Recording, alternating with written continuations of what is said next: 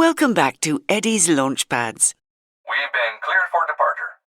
Okay, Eddie, start the countdown. 5, 4, 3, 2, 1. Let's go.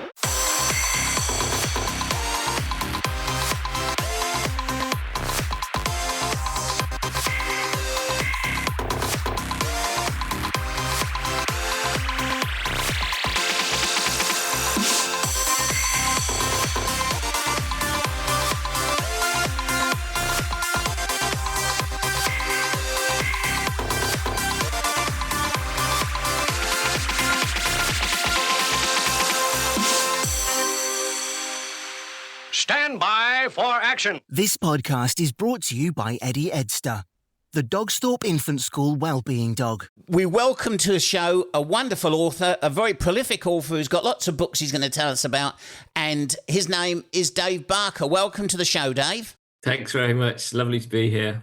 Now, as I always do when we have authors on the show, could you tell us a little bit about yourself and what inspired you to pick up a pen for the first time and start writing? Yeah, sure. So I have a bit of an unusual start to my writing career because when I left university, I went to join the Bank of England as an economist and worked in the city. So I was crunching numbers and looking at analysing data, statistics, very numerical things. But during that time, and then I went on to do further jobs in the city, but during that time, I always had to try and explain economics to people, and it's a very complicated subject, and some might say it's quite boring. So I had to try and make my reports as interesting as possible, and I always thought I could do an okay job at writing those reports and making them interesting, and people gave me lovely feedback. So despite that start, I did think that maybe there was a writer inside me, and I did enjoy writing those reports. And so when I got an idea for a story stuck in my head about 15 years ago, I thought, I'm getting a bit long in the tooth. I don't want to keep doing this economics role forever. Let's have a go at turning it into a story. So I sat down on the train on the way home from my job every evening, and I would spend half an hour on my laptop writing this story that had got stuck in my head. It was about a future where we run out of fresh water and there's a world war for water going on around the world, and two British agents are trying to keep the world safe from these villains. And that was when the bug started, and I really enjoyed the process, but the first draft of that story was pretty rubbish, if I'm honest. And so it took me 2 years to write the first draft, but it still wasn't very good. And so I went and did a course at Faber Academy. Faber and Faber are a very famous publishing house in central London, as you might know. And they run courses, 6-month writing courses. And so I went on one of those and figured out what was wrong with my first version. So eventually I kind of turned it into something that was much better, and sent it off to publishers, and someone said yes. And that first story became Blue Gold, the first book I had published. And I loved the process. I loved writing it. I loved kind of telling readers about it and hearing their feedback. And I thought, I don't want to stop there. So I've kind of kept going ever since. So that was my inspiration, I guess. And then around the time that first book turned into a trilogy, remarkably, my publisher said, "Oh, we love the characters and the world you've written about and built. Can we have another one?" And then the second one then turned into a third one. But by the end of that trilogy, I was done with those characters. I didn't want to write about them anymore. I wanted a fresh challenge. And my daughter was maybe 10 or 11 at the time, and we were reading lots of lovely middle grade stories together. Things like How to Train Your Dragon by Cressida Cowell, or Beetle Boy by M.G. Leonard. And I thought, I really love these sorts of adventure stories. I want to have a go at writing one myself. So that was when I made the switch to writing for a younger audience. That's amazing. I was listening to an interview yesterday about Lee Child, who was the author of the Reacher books, And he had a very, although his was more traumatic that he got the sack from his job. Often these things happen to authors. It's a common theme that runs through a lot of my interviews with you wonderful authors, is that something happens, whether that's an illness or whether that's a crisis in the family or whether that's a job loss or whatever. And as it was with Lee Child with his Reacher books, you know, he lost his job and he thought, well, I'll just pick up a pen and start writing. And that's important, isn't it? That when we're talking to our children, whether they're our own children or whether they're children that I know you do sometimes do school visits and things like that. When we're talking to children, it's very, very important to encourage them to pick up a pen or a pencil and start scrawling, isn't it?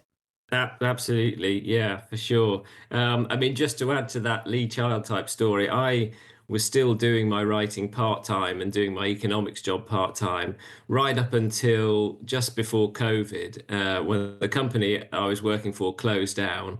And I sat at home kind of wondering, oh, shall I go and look for another job? And then, of course, the world stopped. And I thought, well, I'm just going to write during lockdown, and kind of have turned it into a full-time job ever since. But yeah, no, for sure, in terms of, you know, encouraging people, I mean, I always say in my school talks, you know, I was never top of the class at creative writing at school. You know, that first book took years and years to turn into something publishable. You know, anyone can be a writer, and it doesn't even have to be creative writing. I mean, the economics work, and there's lots of jobs where being able to write well is a really valuable skill. So yeah, I definitely encourage everyone to have a go, especially, you know, those that are still at school. So yeah. Absolutely, yeah. Well, there you are, children, wherever you're listening. If you're listening to this, or if your parents or carers listening to this, the next time the child says, you know, your child says, well, I don't know, I'm a bit bored actually. It's okay to go out for a walk or have a game, have playing or whatever, but put the tablet down, give them a pencil and see what happens, because we've had guests on this show who've they've done storybooks, cartoon books. It doesn't matter. It gets the creative juices flowing. So if you've got a story within you, you children, if you've got a story that you're thinking about, get that pen and paper out and start. That's the most important thing. Now, the first book series of books was geared up for adults, was it? That's right. Yeah, it was a set of thrillers. Yeah, dystopian James Bond type story. So yeah, set in the near future. But and water is one of those commodities that we cannot do without, can we? We might better do without gold, but we cannot do without water. Yeah, absolutely. Yeah, and there are lots of kind of predictions going on that it's going to become a bigger problem. Climate change continues to get worse, and population growth, you know, continues to put strains. It is a challenge that we have to rise to and figure out some proper solutions to. But of course, you know, it also is an exciting setting for a story, imagining that to be a real kind of global problem. So yeah. Well, before we get on to your books in greater detail, one of the questions I often ask authors who come on the show is, when you do your writing, when you write your books, have you got a particular place that you go? Is it in that wonderful, I'm looking, folks, at where Dave is talking to me. It looks like a wonderful library he's got there.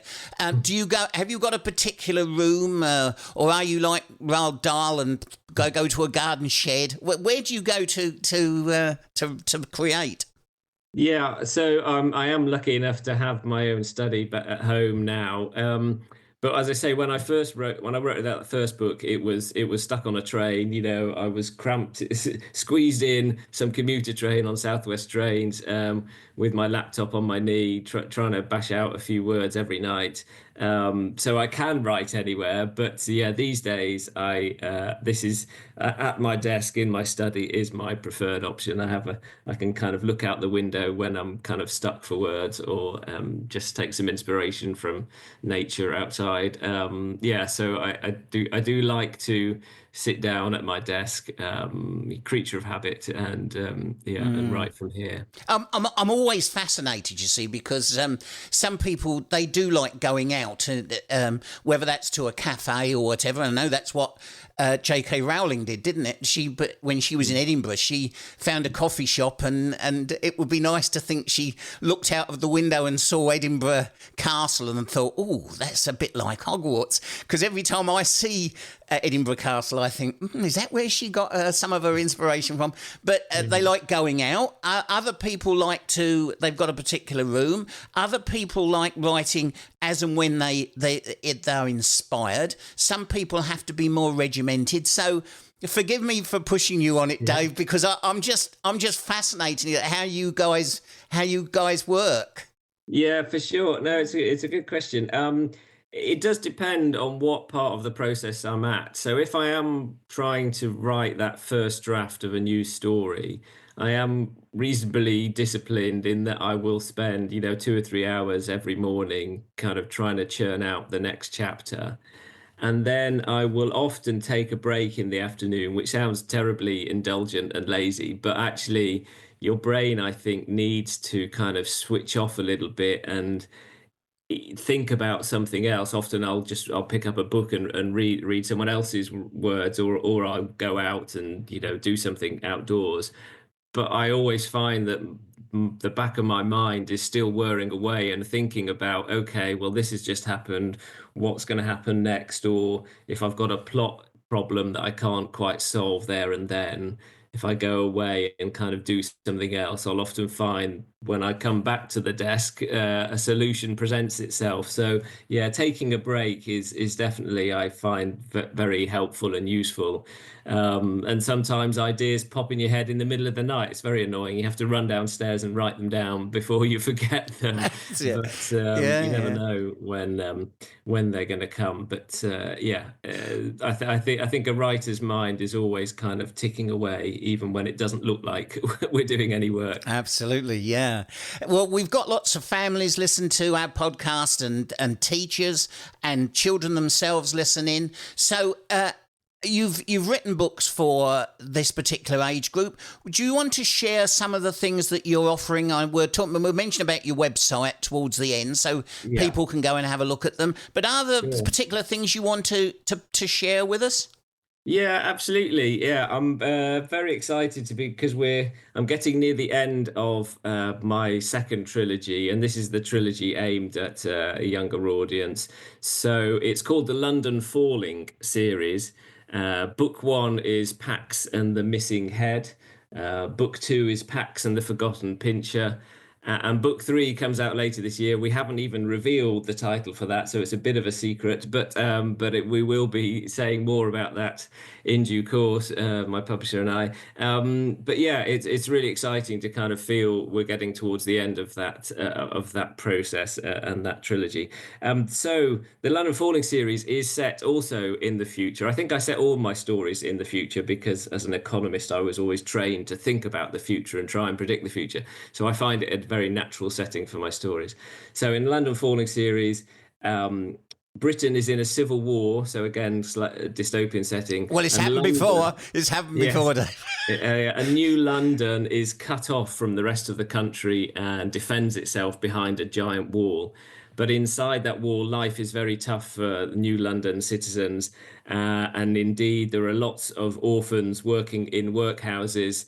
And we find Pax, the main hero of the story, is one of these. But he gets a chance to join an elite school. The Houses of Parliament have been turned into a school for the best and brightest pupils in London, and there they get to train to be future leaders. And so it's a boarding school, an elite boarding school, and Pax passes this really almost impossible exam and gets to join the school.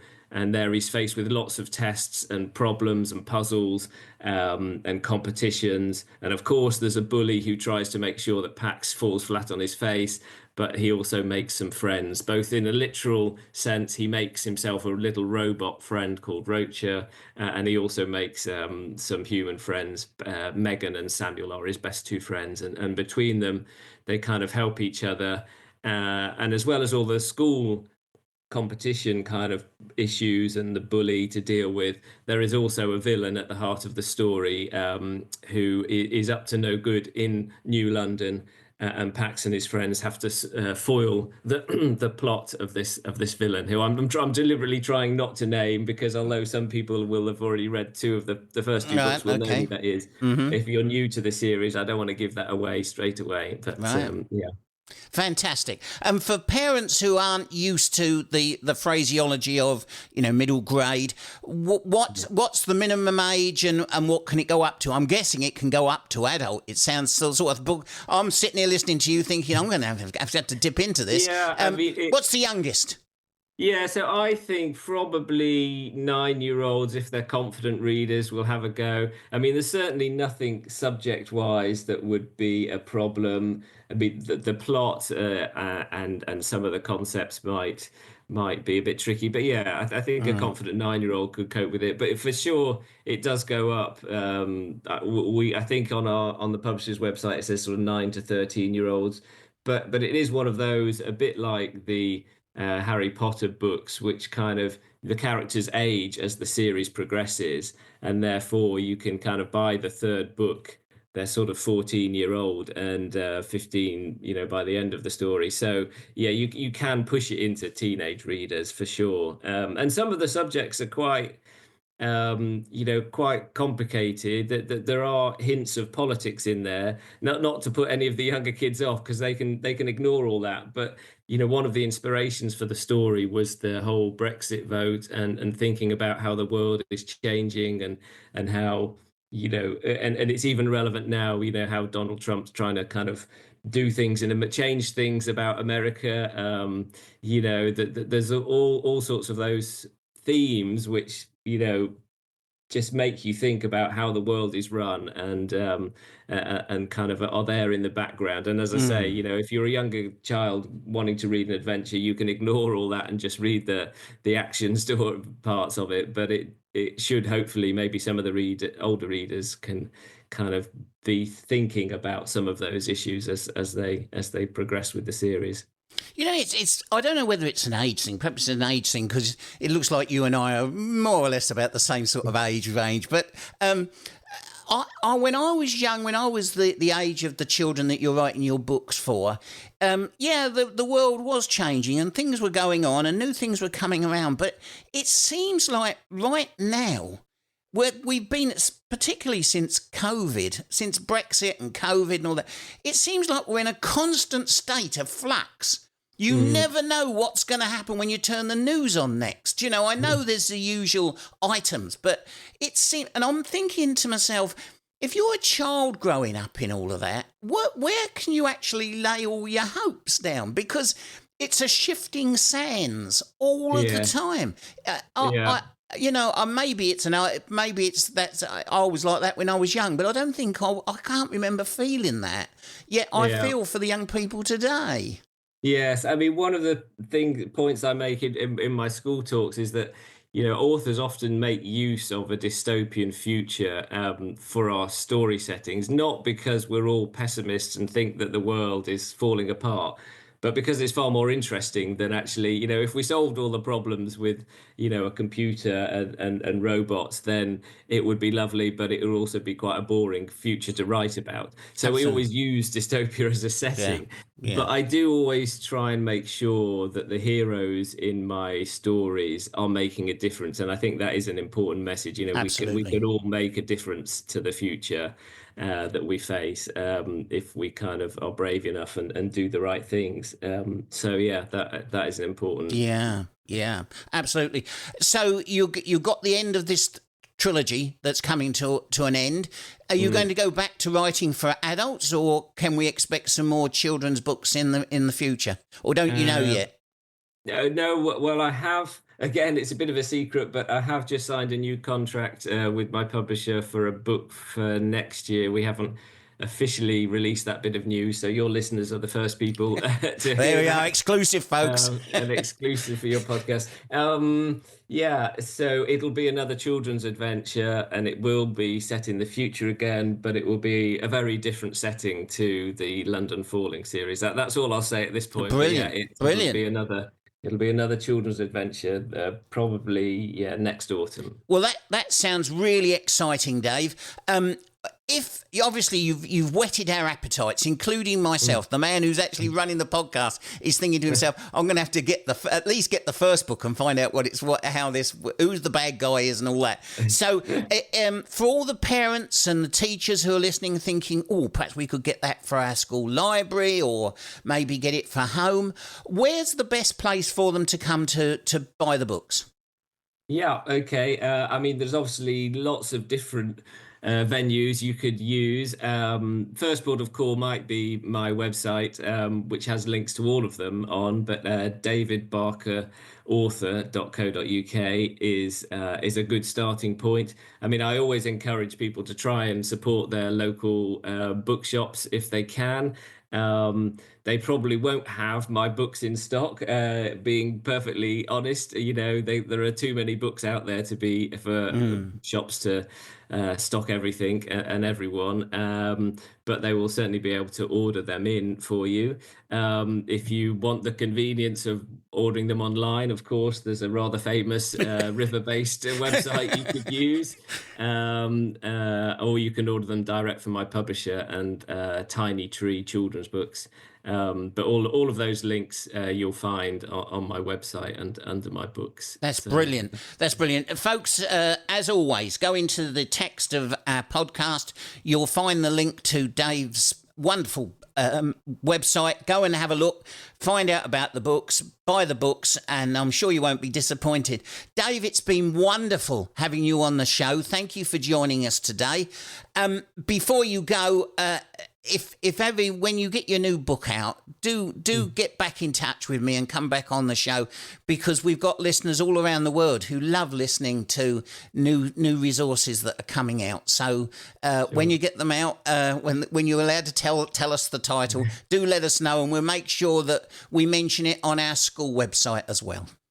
Now, Dave, as well as writing books, a little bird tells me that you're doing pantomimes. Can you tell us about that? Yeah, sure. So, my whole family were involved in a local amateur dramatic group, and they put on a pantomime every year. And a couple of years ago, they were struggling to find a script they liked, and so I volunteered along with my wife to write the script for them. And my wife writes picture books, actually, so she could come on your podcast. Do invite her on, please. Between us, we absolutely love being in pantomimes, but we found that we actually kind of dovetail quite well as a team in writing the scripts. I love putting lots of puns and dad jokes in there. And double entendres, and my wife, being a picture book writer, she's amazing at doing the rhyming couplets that are also an important part of the story. And we plot them out together, just have lots of fun. We try and come up with new stories, because if you've ever looked for a pantomime script, you'll find there are about 25 versions of Cinderella available at any one time. And so we thought, we don't really want to be the 26th version of Cinderella. We'll come up with our own stories. So yeah, that's kind of our USP, if you like, that we kind of write. Tradition, it has all of the elements of a traditional pantomime. There's a dame and there's a villain and there's he's behind you and oh no he isn't, that kind of elements of it, but also the plot is something a bit different. So yeah, we love writing. So are they available to purchase off your website as well, or do you have to contact you or what? So I mean, there are two things there. There are links to those pantomime scripts on my website, but they are hosted by a company called Lazy Bee Scripts, and they are the ones that kind of make them available worldwide for groups who want to use them. Lots of fun. So we've just had our fourth one accepted. It's not up on the website yet, but so we're up to number 4 on that front. Yeah.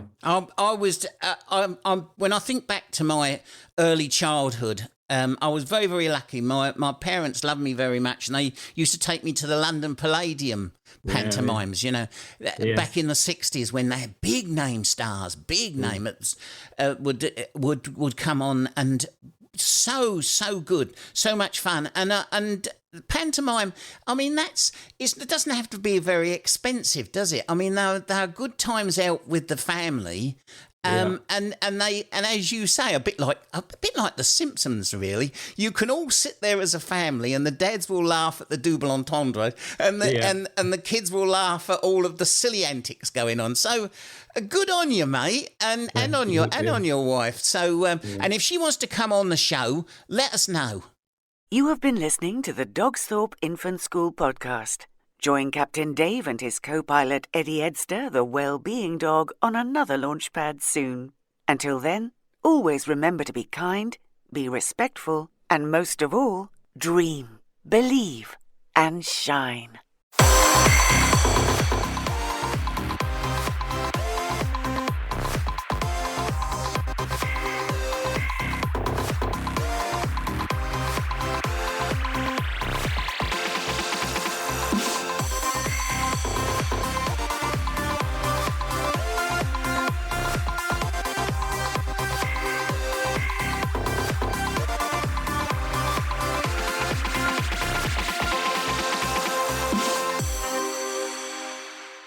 Dogsthorpe Infant School is part of Hampton Academies Trust.